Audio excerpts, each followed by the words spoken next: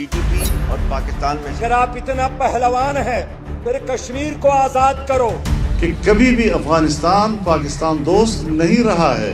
पाकिस्तान څه د 4 میلیارډ ډالرو په اندازه وسلې په لیبیا پلورلي دي. पतलूने छोड़ के भागने वालों ने आज अपने नेते भाइयों पे गोलियां चला दी। When are you going to stop cross-border terrorism, Pakistan Prime Minister? د پاکستان د پوځ د لوړپوړو چارواکو وروستۍ څرګندونې او تورونه یوازې د افغانستان سره د جګړې بهانه ده او غواړي چې د افغانستان او پاکستان د خلکو ترمنځ دغه اړیکې خراب شي او همدارنګه د نفرتونو یو بل باب پرانیزي. अफगानिस्तान को फितना अल खवारिज और पाकिस्तान में से किसी एक का इंतखाब करना होगा। हमसाया मुल्क से आने वाली फितना अल खवारिज की तश्कीलों में 70% अफगान शामिल हैं। تازه د پاکستان د پوځ مشر عاصم منیر په خپلو خبرو کې بیا تور پورې کړی دی. पाकिस्तानी जो बच्चे हैं د پاکستان بچی چې دی د دوی وینه د افغانستان په لاسونو باندې نه بهیږي. د ټي ټي پی تشکیلات او 20% افغانان دي. अफगानी होते हैं। د پاکستان د پوځ وروستیو څرګندونو او تورونو دا ثابته کړه چې پاکستان نه غواړي له افغانستان سره ښې اړیکې ولري او ښه دوستي ولري، بلکې دوی تل هڅه کړې چې افغانستان سره دښمني وپالي او دښمنۍ ته دوام ورکړي. अफगान तालिबान रजीम में गुर्बत, भूख और अफराज से अफगान अवाम का जीना मुहाल है। बलूचिस्तान में दहशत गर्दी के तमाम ताने बाने जाकर अफगानिस्तान से मिलते हैं। When are you going to stop cross-border terrorism? When are you going to stop cross-border terrorism, Pakistan Prime Minister? د پاکستان پوځ یوازې دا چاره مخته نه وړي، بلکې د پاکستان علما رسنۍ په دې برخه کې هم خپل رول لوبولی. وخت نه وخت په داسې خبرونه دوی خپروي چې هغه د په ځای دی چې د افغانستان او پاکستان اړیکې ښې کړي، بلکې ترنګلتیا یې لا ډېرېږي.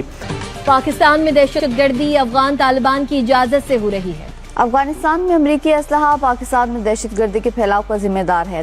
हम डिस्कस करें 78 साल की अफगान पॉलिसी को कि कभी भी अफगानिस्तान पाकिस्तान दोस्त नहीं रहा है। क्या इसमें हमारा अपना जो अफगान पॉलिसी है वो उसका फेलियर तो नहीं है?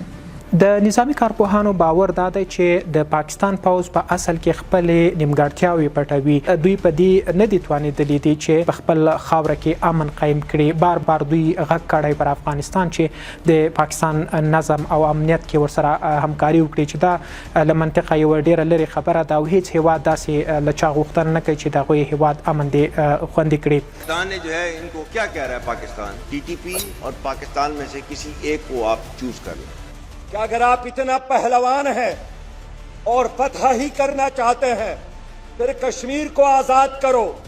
پاکستان چې د ډیر ستر پوځ ادعا کوي نو ولې تر اوسه بریالي شوي نه دي چې په خپل هیواد کې امن راولي. نه یوازې دا چې پاکستان افغانستان سره ستونزه لري، بلکې دوی په خپل خاوره کې دوی له پښتنو سره هم ستونزه لري، دوی له کشمیریانو سره هم ستونزه لري، دوی له بلوچ بیلتون غوښتونکو سره هم ستونزه لري، دوی له بیلابیلو اقشارو سره دوی ستونزې لري او د هغوی د ځپلو لپاره بیلابیل ابزار استفاده کوي.